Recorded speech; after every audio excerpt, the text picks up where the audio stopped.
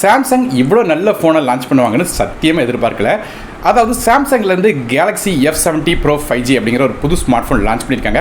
இந்த ஃபோன் வந்து இப்போ மற்ற பிராண்ட்ஸ்லாம் எடுத்துக்கிட்டிங்கன்னா விலையேற்றம் காரணமாக ஸ்பெக்கெல்லாம் கட் பண்ணியிருக்காங்க.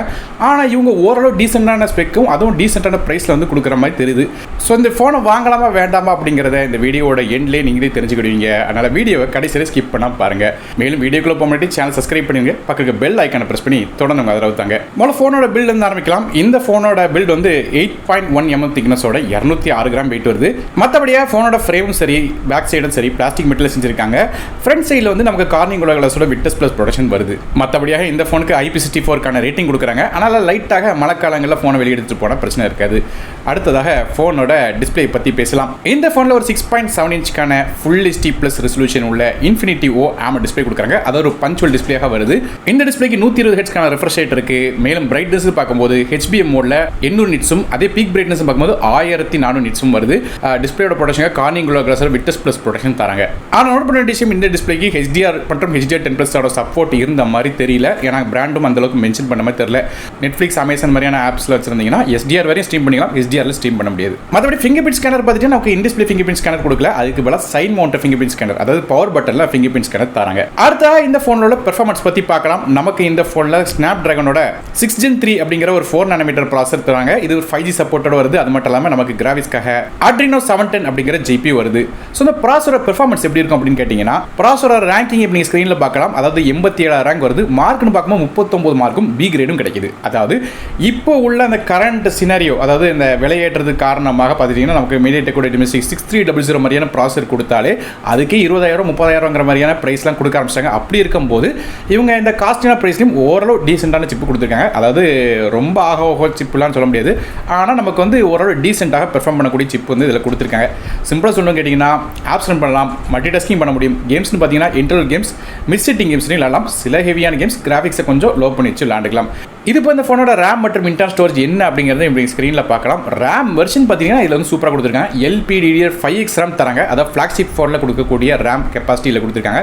ஸ்டோரேஜும் பார்த்தீங்கன்னா UFS 3.1 கொடுக்குறாங்க. அதாவது இந்த ப்ரைஸ் பாயிண்ட்டுக்கு இப்போ கரண்ட்டாக உள்ள மார்க்கெட் படி பார்க்கும்போது நிறைய பேர் UFS 2.2 தான் கொடுக்குறாங்க. அது ஸ்லோவான ஸ்டோரேஜ், ஆனால் இது ஓரளவு டீசெண்டாக கிடைக்கும். ஆனால் ரேம் மற்றும் இன்டர்னல் ஸ்டோரேஜ் கண்டிப்பாக ஒரு பாசிட்டிவான விஷயமா இருக்குது இந்த ஃபோனில்.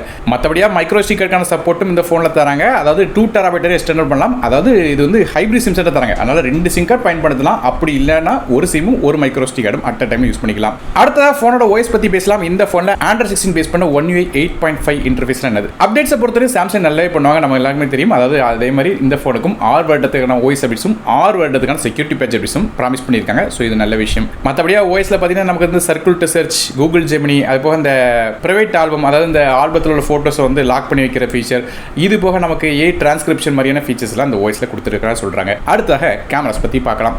ஃபோனோட பேக் சைடு நமக்கு 3 கேமரா இருக்குது. இந்த 3 கேமராவில் மொதல் கேமரா ஒரு 50 மெகாபிக்சலுக்கான மெயின் கேமரா தராங்க. இதுக்கு ஆப்டிகல் இமேஜ் ஸ்டெபிலைசேஷன் சப்போர்ட் இருக்குது. f1.8 அப்பர்ச்சரில் வருது.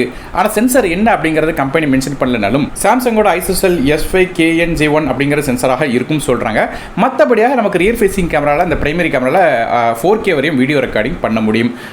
இது போக ரெண்டாவதாக நமக்கு வந்து ஒரு பேருக்கு ஒரு 5 மெகாபிக்சலுக்கான அல்ட்ராவைட் கேமராவும், அதுமாதிரி மூணாவது கேமராவாக 2 மெகாபிக்சலுக்கான டெப்த் சென்சரும் தராங்க.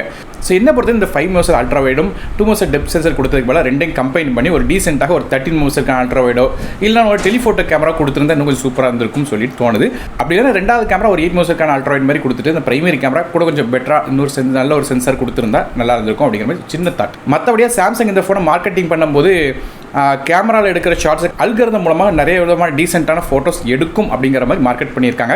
ஸோ கண்டிப்பாக ஓரளவு கேப்பபிளான ஃபோட்டோஸ் வந்து எடுக்கலாம் சொல்லி எதிர்பார்க்கலாம். மற்றபடி செல்ஃபி கேமரா பற்றி பேசலாம். ஃப்ரண்ட் சைடில் ஒரு 12 மெகாபிக்சலுக்கான ஃப்ரண்ட் ஃபேசிங் கேமரா தராங்க. இது f2.2 அப்பர்ச்சரில் வருது. மேலும் இந்த செல்ஃபி கேமரா நமக்கு வந்து HDR சப்போர்ட் இருக்குன்னு சொல்கிறாங்க.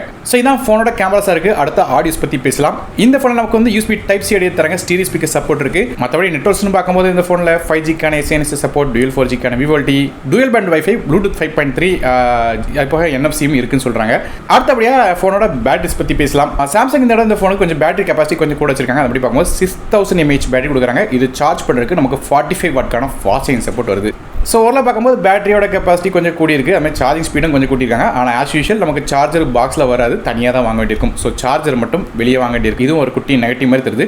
மற்றபடியாக இப்போ கொடுத்துருக்கிற ப்ரைசிங் வச்சு பார்க்கும்போது இந்த ஃபோன் வந்து 25,999 அப்படிங்கிற ப்ரைசிங்கில் ஆரம்பிக்குன்னு சொல்லியிருக்காங்க. ஆனால் சாம்சங் இப்போதைக்கு இன்ட்ரோடக்டரி ஆஃபராக இதை வந்து 23,999 அப்படிங்கிற ப்ரைசிங்கில் தராங்க. ஸோ ஓரளவு கொடுத்துருக்கிற ஸ்பெக் வச்சு பார்க்கும்போது ஓரளவு டீசென்டான ஃபோன் வந்து சாம்சங் இந்த லான்ச் பண்ணியிருக்காங்க. ஸோ நீங்கள் இந்த சாம்சங்கோட Galaxy F70 5G பற்றி நினைக்கிங்க அப்படிங்கிறத கீழே கமெண்ட் செக்ஷன் மென்ஷன் பண்ணுங்கள். வீடியோ பிடிச்சா ஒரு லைக் கொடுத்துங்க, உங்கள் ஃப்ரெண்ட்ஸ் ஷேர் பண்ணிவிடுங்க. நான் அருண் டெக் இந்த மற்றொரு சந்திக்கிற நன்றி, வணக்கம்.